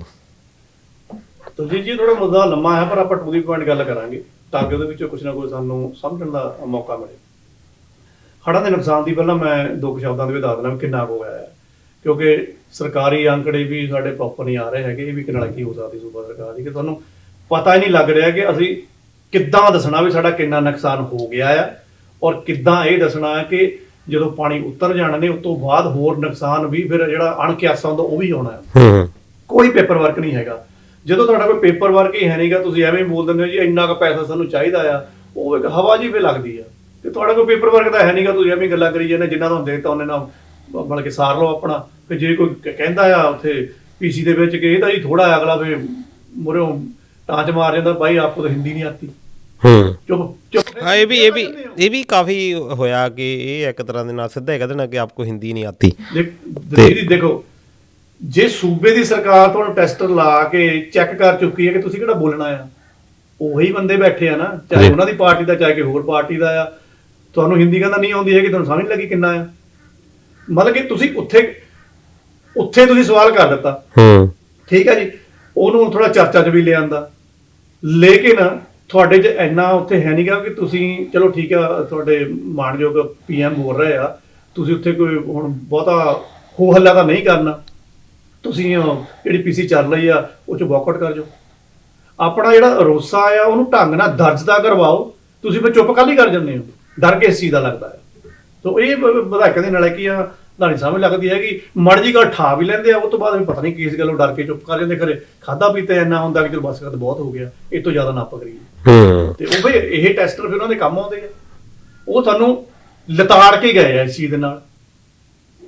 ਤੁਹਾਡੇ ਸਵਾਲ ਦਾ ਜਵਾਬ ਥੋੜਾ ਦਿੱਤਾ, ਤੁਹਾਨੂੰ ਹੋਰ ਚੱਕਰ ਦੇ ਵਿੱਚ ਪਾ ਕੇ ਉੱਥੇ ਰੱਖ ਦਿੱਤਾ। ਉਹ ਇੱਕ ਤਰ੍ਹਾਂ ਦੀ ਬੇਇੱਜ਼ਤੀ ਆ ਉਹ, ਔਰ ਤੁਸੀਂ ਉਹ ਬੇਇੱਜ਼ਤੀ ਕਰਵਾ ਰਹੇ ਲਗਾਤਾਰ। ਖੈਰ ਚਲੋ ਵਿਸ਼ੇ ਤੋਂ ਬਾਅਦ ਦੀ ਗੱਲ ਸੀਗੀ, ਹੜ੍ਹਾਂ ਦੇ ਨੁਕਸਾਨ ਦੀ ਗੱਲ ਕਰ ਲਈ ਜੀ ਦੀ। 23 ਜ਼ਿਲ੍ਹੇ ਸੀਗੇ ਤੇ ਇਹਦੇ ਵਿੱਚ 2097 ਪਿੰਡ ਇਹਨਾਂ ਨੇ ਹੜ੍ਹ ਪ੍ਰਭਾਵਿਤ ਕਹੇ ਆ। 3,88,000 ਤੇ 92 ਲੋਕ ਇਹ ਸਰਕਾਰੀ ਰਿਕਾਰਡ ਹੈ ਕਿ ਇੰਨੇ ਪ੍ਰਭਾਵਿਤ ਹੋ ਗਏ ਆ। ਮੈਨੂੰ ਲੱਗਦਾ ਇਹ ਤੋਂ ਬਹੁਤ ਜ਼ਿਆਦਾ ਹੈ, ਇਹ ਬਹੁਤ ਘੱਟ ਦੱਸੇ ਉਹਨਾਂ ਨੇ। ਉਹਨਾਂ ਨੇ ਕਿਹਾ ਵੀ 52 ਮੌਤਾਂ ਹੋ ਗਈਆਂ, ਮੌਤਾਂ ਤਾਂ ਚਲੋ ਹੈ ਸਮਝਦੇ ਆ ਵੀ ਇੰਨੀਆਂ ਹੋ ਗਈਆਂ, 3 ਲਾਪਤਾ ਆ, ਪਰ ਲਾਪਤਾ ਦੀ ਗਿਣਤੀ ਜ਼ਿਆਦਾ ਲੋਕ ਕਹਿ ਰਹੇ ਆ, ਪਰ ਇਹਨਾਂ ਨੇ ਸਿਰਫ 3 ਕਹੀ ਆ। ਫਸਲੀ ਨੁਕਸਾਨ ਇਹਨਾਂ ਨੇ ਕਿਹਾ ਵੀ 1,91,926 ਹੈਕਟਰ ਦਾ ਹੋਇਆ ਆ। ਮੈਨੂੰ ਲੱਗਦਾ ਵੀ ਇਹਨਾਂ ਨੇ ਥੋੜਾ ਦੱਸਿਆ, ਤੁਸੀਂ ਥੋੜਾ ਜਿਹਾ ਜ਼ਿਆਦਾ ਦੱਸ ਦਿਓ ਜਦੋਂ ਪੈਸੇ ਦੀ ਜ਼ਿਆਦਾ ਡਿਮਾਂਡ ਕਰਨੀ ਹੁੰਦੀ ਹੈ। ਪਤਾ ਨਹੀਂ ਕਿੱਦਾਂ ਲਿਖਤ ਪੜਤ ਕਰਦੇ ਆ। ਕਹਿੰਦੇ ਵੀ 23,206 ਲੋਕਾਂ ਨੂੰ ਅਸੀਂ ਰੈਸਕਿਊ ਕੀਤਾ ਆ। ਲੋਕ ਇਹ ਸੀ ਨਾ ਵੀ ਇੰਨਾ ਕੋਈ ਸਹਿਮਤ ਨਹੀਂ ਹੈ, ਕਹਿੰਦੇ ਰੈਸਕਿਊ ਤਾਂ ਯਾਰ ਅਸੀਂ ਕਰੀ ਜਾਂਦੇ, ਤੁਸੀਂ ਕਿਹੜਾ ਰੈਸਕਿਊ ਕੀਤਾ? ਤੁਹਾਡੇ ਕੋਲ ਨਾ ਆਪਣੀਆਂ ਵੋਟਾਂ ਆ ਨਾ ਕੁਛ ਹੈਗਾ ਆ, ਤੇ ਪਤਾ ਨਹੀਂ ਤੁਸੀਂ ਕਿਹੜੇ ਰੈਸਕਿਊ ਕਰਕੇ ਕਿੱਥੇ ਲੈ ਗਏ ਆ। ਖੈਰ ਆਪਾਂ ਮੁੱਦੇ ਤੇ ਆਉਣੇ ਆ। ਮੋਦੀ ਜੀ ਆਏ ਆ, 1600 ਕਰੋੜ ਦਾ ਉਹਨਾਂ ਨੇ ਪੈਕੇਜ ਦਾ ਐਲਾਨ ਕੀਤਾ ਆ। ਇਹ ਵਿਵਾਦਾਂ 'ਚ ਘਿਰ ਗਿਆ। ਮੈਨੂੰ ਲੱਗਦਾ ਕਿ ਇਹ ਵਿਵਾਦ ਦਾ ਬੜਾ ਅਸਰ ਮੋਦੀ ਜਾਂ BJP ਨੂੰ ਨਹੀਂ ਪਿਆ ਹੈਗਾ, ਅਸੀਂ ਆਪੇ ਘਿਰ ਗਏ ਇਸ ਚੀਜ਼ ਦੇ ਵਿੱਚ। ਜੇ ਤਾਂ ਆਪਾਂ ਹਿਮਾਚਲ ਨਾਲ ਕੰਪੇਅਰ ਕਰੀਏ, ਹਿਮਾਚਲ ਨੂੰ 1500 ਕਰੋੜ ਮਿਲਿਆ, ਬੀਜੇਪੀ ਵਾਲੇ ਹੋ ਕੇ ਕਹਿੰਦੇ ਆ ਜੀ ਦੇਖੋ ਸਾਨੂੰ ਤਾਂ ਉਹਨਾਂ ਦਾ ਜ਼ਿਆਦਾ ਮਿਲਿਆ 1600 ਕਰੋੜ, ਤੁਸੀਂ ਕਿੱਦਾਂ ਕਹਿੰਦੇ ਵੀ ਘੱਟ ਮਿਲਿਆ ਹੈ। ਪਰ ਉੱਥੇ ਮੈਂ ਇਹ ਕਹਿਣਾ ਚਾਹੂੰਗਾ ਵੀ ਦੇਖੋ ਸੂਬੇ ਔਰ ਸੂਬੇ ਦੀ ਬਣਤਰ ਔਰ ਨੁਕਸਾਨ ਨੂੰ ਜਦੋਂ ਤੁਸੀਂ ਦੇਖਦੇ ਹੋ ਨਾ, ਜਾਂ ਆਹ ਮੈਂ ਡਾਟਾ ਇਸੇ ਕਰਕੇ ਪਹਿਲਾਂ ਦਿੱਤਾ ਕਿ ਪੰਜਾਬ ਦਾ ਨੁਕਸਾਨ ਬਹੁਤ ਜ਼ਿਆਦਾ ਹੋਇਆ ਹੈ ਕਿਉਂਕਿ ਸੂਬੇ ਦੀ ਥੋੜੀ ਬਣਤਰ ਵੱਡੀ ਆ, ਤੇ ਉਹਦੇ ਲਈ ਫਿਰ ਜੇ 1600 ਕਰੋੜ ਦੀ ਗੱਲ ਕਰੀਏ ਉਹ ਫਿਰ ਕੰਪੈਰੀਟਿਵਲੀ ਥੋੜਾ ਆ। ਸੋ ਇਹ ਤਾਂ ਵੀ ਹੋਵੇ ਵੀ ਊਂਠ ਦੇ ਮੂੰਹ 'ਚ ਜੀਰੇ ਵਾਲੀ ਗੱਲ ਹੀ ਹੋਈ ਆ, ਇਹ ਤਾਂ ਸਾਨੂੰ ਮੰਨਣਾ ਪਊਗਾ। ਪਰ ਉਹ ਕੇਂਦਰ ਵਾਲੇ ਬੀਜੇਪੀ ਵਾਲੇ ਇਦਾਂ ਕਿਉਂ ਕਰ ਗਏ ਆ, ਉਹ ਜ਼ਿਆਦਾ ਵੀ ਦੇ ਸਕਦੇ, ਦੁੱਗਣਾ ਵੀ ਦੇ ਸਕਦੇ, ਆਪਣਾ ਅਸਰ ਰਸੂਖ ਵਧਾ ਸਕਦੇ ਸੀਗੇ, ਕਿਉਂਕਿ ਅਸਥਿਰਤਾ ਜਿਹੜੀ ਰਾਜਨੀਤਿਕ ਹੈ ਉਹ ਪੰਜਾਬ ਵਿੱਚ ਚੱਲਦੀ ਪਈ ਆ। ਮੁਰੇ ਵੋਟਾਂ ਆ 27 ਦੀਆਂ, ਖੈਰ ਉਹ ਫੇਰ ਟੈਸਟਰ ਲਾ ਕੇ ਚਲੇ ਗਏ ਆ। ਲੇਕਿਨ ਮੈਨੂੰ ਥੋੜਾ ਜਿਹਾ ਹਿਰਖ ਇਸ ਗੱਲ ਦਾ ਆਉਂਦਾ ਆ, ਇੱਕ ਤਾਂ ਅਸੀਂ ਪੇਪਰ ਵਰਕ ਨਹੀਂ ਕਰਦੇ, ਦੂਸਰਾ ਸਾਨੂੰ ਮੰਗਣਾ ਨਹੀਂ ਆਉਂਦਾ, ਤੀਸਰਾ ਜਦੋਂ ਤੁਸੀਂ ਚੀਜ਼ ਮੰਗਦੇ ਹੋ ਤਾਂ ਸਾਡੀ ਕੋਈ ਪ੍ਰੋਪਰ ਉਹਦੀ ਤਿਆਰੀ ਵੀ ਨਹੀਂ ਹੁੰਦੀ। ਅਸੀਂ ਉਹਦੇ ਲਈ ਜਿਹੜਾ ਇੱਕ ਕਹਿੰਦੇ ਨਾ ਵਾਈਟ ਪੇਪਰ ਇਸ਼ੂ ਕਰਨਾ ਆ ਜਾਂ ਉਹਦੇ ਦਸਤਾਵੇਜ਼ ਬਣਾਉਣਾ ਹੁੰਦਾ, ਉਹ ਸਾਡਾ ਕੋਈ ਦਰਜੇ ਨਹੀਂ ਹੁੰਦਾ ਹੈਗਾ। ਉਲਟਾ ਅਸੀਂ ਕੀ ਕਰਦੇ ਹਾਂ, ਨਲਾਇਕੀਆਂ ਕਿੱਥੋਂ ਸਟਾਰਟ ਹੋਣੀਆਂ, ਜਦੋਂ ਵਿਪਤਾ ਤੁਹਾਡੇ ਸੂਬੇ ਉੱਪਰ ਆ ਰਹੀ ਹੈ, ਸਾਡੀਆਂ ਜਿੰਨੀਆਂ ਰਾਜਨੀਤਿਕ ਪਾਰਟੀਆਂ ਮੈਂ ਸਾਰੀਆਂ ਸ਼ਾਮਲ ਕਰ ਲੈਂਦਾ ਹਾਂ, ਇਹਨਾਂ ਦੇ ਵਿੱਚ ਇੱਕ ਹੀ ਹੈ ਨਹੀਂਗਾ। ਇੱਦਾਂ ਦੀ ਸਥਿਤੀ ਦੇ ਵਿੱਚ ਚਾਹੇ ਤੁਹਾਡਾ ਆਪਸ ਵਿੱਚ ਆਪੋ ਵਿਰੋਧ ਆ, ਚਾਹੇ ਤੁਸੀਂ ਅਲੱਗ-ਅਲੱਗ ਪਾਰਟੀਆਂ ਦੇ ਲੀਡਰਸ਼ਿਪ ਆ, ਐਟਲੀਸਟ ਉੱਥੇ ਇਕੱਠੇ ਦਾ ਹੋ ਜਾਓ। ਇਕੱਠੇ ਹੋ ਕੇ ਜਦੋਂ ਚੀਜ਼ ਨੂੰ ਮੰਗੂਗੇ ਫਿਰ ਕੋਈ ਊਂਠ ਦੇ ਮੂੰਹ 'ਚ ਜੀਰਾ ਨਹੀਂ ਪਾ ਕੇ ਜਾਂਦਾ, ਫਿਰ ਉਹਨੂੰ ਕੋਈ ਨਾ ਕੋਈ ਵੱਡਾ ਗੱਫਾ ਦੇਣਾ ਪੈਂਦਾ ਆ। ਤੁਸੀਂ ਕੀ ਕਰਦੇ ਹੋ, ਆਹ ਜੀ ਸੂਬਾ ਸਰਕਾਰ ਨੇ ਪੈਸਾ ਘੱਟ ਮੰਗਿਆ, ਇਹ ਇਹਨਾਂ ਦੀ ਨਲਾਇਕੀ ਆ, ਇਸ ਕਰਕੇ ਉਹ ਪੈਸਾ ਘੱਟ ਦੇ ਕੇ ਆਏ ਆ। ਇਹ ਜੀ ਕੇਂਦਰ ਨੂੰ ਚਾਹੀਦਾ ਆ, ਇਹ ਜੀ ਸਾਡਾ 60,000 ਕਰੋੜ ਪਹਿਲਾਂ ਵਾਪਸ ਕਰਨ, ਇਹ ਜੀ ਸਾਡਾ 10,000 ਜਿਹੜਾ ਆ ਉਹ ਸਾਡਾ 10,000 ਕਰੋੜ ਵਾਪਸ ਕਰਨ। ਹੁਣ ਮੈਂ ਨਾ ਰਾਜਨੀਤਿਕ ਪਾਰਟੀ ਨੂੰ ਇਹ ਪੁੱਛਣਾ ਚਾਹੁੰਦਾ ਕਿ ਕਿਹੜੇ ਮੂੰਹ ਨਾਲ ਤੁਸੀਂ 60,000 ਕਰੋੜ ਮੰਗਦੇ? ਤੁਸੀਂ ਖੁਦ ਹੀ ਉਹ ਦਸਤਾਵੇਜ਼ਾਂ ਦੇ ਉੱਪਰ GSTਆਂ ਦੇ ਉੱਪਰ 5 ਸਾਲ ਦਾ ਕਾਨੂੰਨੀ ਬੰਧਨ ਲੈ ਕੇ ਸਾਈਨ ਕਰ ਚੁੱਕੇ ਹੋ, ਤੁਹਾਡੀ GST ਵਾਲੀ ਜਿਹੜੀ ਮਾਤਰਾ ਉਹ ਆਲਰੇਡੀ ਖਤਮ ਹੋ ਗਈ ਆ। ਤੁਸੀਂ ਮੰਗਦੇ ਕਿਹੜੇ ਮੂੰਹ ਦੇ ਨਾਲ ਹੋ, ਤੁਹਾਨੂੰ ਮਿਲੇ ਨਹੀਂ ਸਕਦਾ ਹੈਗਾ।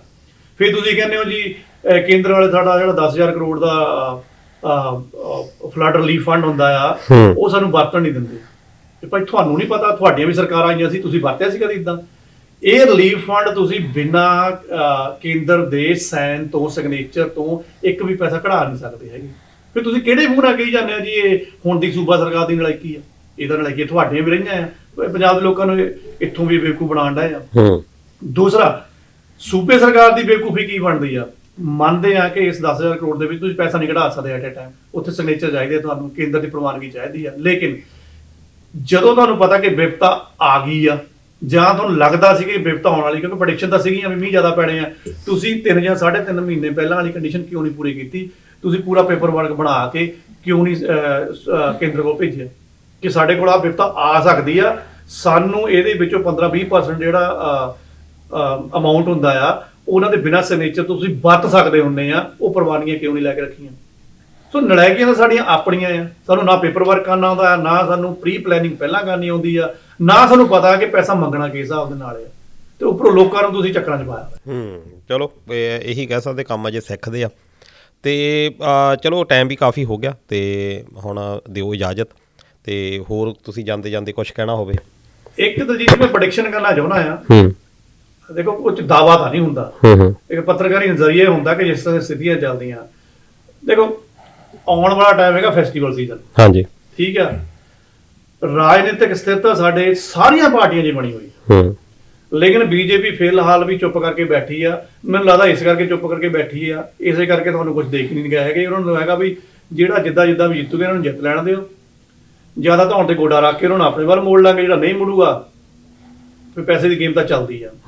ਸੋ ਉਹ ਮੈਨੂੰ ਲੱਗਦਾ ਜ਼ਿਆਦਾ ਸੌਖੇ ਬੈਠੇ ਆ, ਉਹਨਾਂ ਨੂੰ ਪਤਾ ਕਿ ਤੁਹਾਡੀ ਰਾਜਨੀਤਿਕ ਸਥਿਰਤਾ ਹੈਗੀ ਆ ਔਰ ਲੋਕੀ ਮੰਨ ਗਏ ਆ। ਦੂਸਰਾ, ਸਰਕਾਰ ਐਲਾਨ ਤਾਂ ਕਰੀ ਜਾਂਦੀ ਆ ਕਿ ਜਿਹਦਾ ਖੇਤ ਉਹਦੀ ਰੇਤ, ਸੁਣਨ ਨੂੰ ਬਹੁਤ ਚੰਗਾ ਲੱਗਦਾ ਹੈ। ਉਹ ਭਾਈ ਰੇਤ ਹੁਣ ਇਹ ਕਹਿ ਲਓ ਵੀ ਜਿਹੜੀ ਗੁਣਵੱਤਾ ਵਾਲੀ ਰੇਤ ਹੁੰਦੀ ਹੈ, ਜਿਹੜੀ ਆਪਾਂ ਵਰਤਦੇ ਹਾਂ, ਚਿੱਟੀ ਜਿਹਨੂੰ ਚਿੱਟਾ ਸੋਨਾ ਕਹਿੰਦੇ ਆ, ਕਿ ਹੁਣ ਸਾਰਿਆਂ ਦੇ ਖੇਤਾਂ 'ਚ ਉਹੀ ਆਈ ਹੈ, ਤੁਸੀਂ ਉਹ ਵੇਚਣੀ ਹੈ। ਉੱਥੇ ਕੂੜਾ ਕਰਕਟ ਜਾਂ ਹੋਰ ਕੰਕਰ ਵੀ ਤਾਂ ਆਏ ਹੋਣਗੇ, ਉਹ ਕਿੰਨੀ ਕੁ ਵਿਕਣੀ ਆ, ਕਿਹਨੂੰ ਵੇਚਣੀ ਆ, ਕਿਹਨੇ ਵੇਚਣੀ ਆ, ਉਹਦਾ ਕੋਈ ਨੋਟੀਫਿਕੇਸ਼ਨ ਨਹੀਂ ਆਇਆ, ਸਿਰਫ ਐਲਾਨ ਹੋਇਆ। ਜਦੋਂ ਤੱਕ ਨੋਟੀਫਿਕੇਸ਼ਨ ਨਹੀਂ ਆਉਂਦਾ ਸਾਨੂੰ ਕੁਝ ਨਹੀਂ ਪਤਾ ਵੀ ਇਹ ਕਾਰਗਰ ਹੋਣਾ ਕਿ ਨਹੀਂ ਹੋਣਾ। ਇਹਦਾ ਮਤਲਬ ਕੀ ਆ? ਆਰਥਿਕ ਸਥਿਰਤਾ ਵੀ ਕਾਇਮ ਆ। ਆਉਣ ਵਾਲੇ ਜਿਹੜੇ ਗਾਹਾਂ ਦੇ ਮਹੀਨੇ ਆ, ਹੁਣ ਪਾਣੀ ਘਟਣਾ ਸ਼ੁਰੂ ਹੋ ਗਿਆ ਆ, ਬਹੁਤ ਮਨੀ ਦੀ ਲੋੜ ਹੈ, ਬਹੁਤ ਪੈਸੇ ਦੀ ਲੋੜ ਆ। ਸਰਕਾਰ ਦੇ ਕੋਲ ਇਸ ਟਾਈਮ ਕੰਗਾਲੀ ਤੋਂ ਸਿਵਾਏ ਕੁਝ ਨਹੀਂ ਹੈਗਾ। ਸੋ ਇਹਦਾ ਮਤਲਬ ਇਹ ਜਿੰਨੇ ਵੀ ਦਾਅਵੇ ਹੋ ਰਹੇ ਆ ਉੱਪਰ ਨੋਟੀਫਿਕੇਸ਼ਨ ਕੋਈ ਨਹੀਂ ਹੈਗਾ, ਇਹਦਾ ਮਤਲਬ ਲੋਕਾਂ 'ਚ ਅਸਥਿਰਤਾ ਫੈਲਣੀ ਪੈਣੀ ਹੈ, ਲੋਕਾਂ ਨੂੰ ਪੈਸੇ ਦੀ ਮੁੜ ਵਸੇਵੇ ਦੀ ਲੋੜ ਪੈਣੀ ਆ, ਇਹਨਾਂ ਨੇ ਹੱਥ ਖੜੇ ਕਰ ਦੇਣੇ ਆ ਕਿਉਂਕਿ ਪੈਸਾ ਆਇਆ ਨਹੀਂਗਾ। ਜੇ ਫਿਰ ਹੱਥ ਖੜੇ ਹੋਣੇ ਆ ਤਾਂ ਫਿਰ ਲਾਅ ਐਂਡ ਆਰਡਰ ਤਾਂ ਖਰਾਬ ਹੋਣਾ ਹੀ ਹੈ। ਲਾਅ ਐਂਡ ਆਰਡਰ ਪਹਿਲਾਂ ਹੀ ਖਰਾਬ ਹੈ ਪੰਜਾਬ ਦਾ।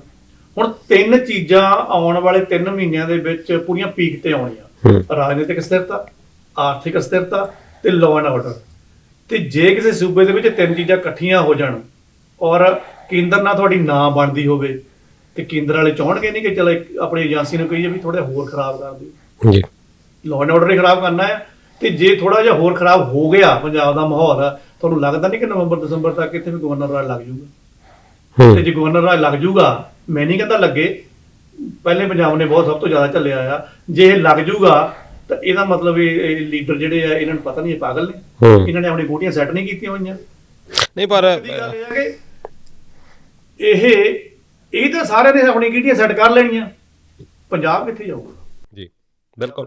ਪਰ ਖੈਰ ਜਿਹੜੀ ਬੀਜੇਪੀ ਸਰਕਾਰ ਆ, ਮੈਨੂੰ ਲੱਗਦਾ ਜੋ ਚਾਹੁੰਦੇ ਆ ਉਹ ਤਾਂ ਆਲਰੇਡੀ ਹੋ ਰਿਹਾ ਆ।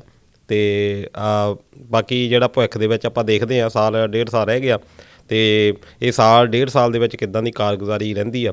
ਆਸ ਕਰਦੇ ਹਾਂ ਕਿ ਲੋਕਾਂ ਦਾ ਭਲਾ ਹੋਵੇ, ਸਰਕਾਰਾਂ ਜਿਹੜੀਆਂ ਇਸ ਵੱਲ ਚੇਤੰਨ ਹੋਣ। ਤੇ ਤੁਸੀਂ ਆਪਣਾ ਰੱਖਿਓ ਖਿਆਲ, ਮਿਲਾਂਗੇ ਅਗਲੇ ਹਫਤੇ ਦੇ ਵਿੱਚ।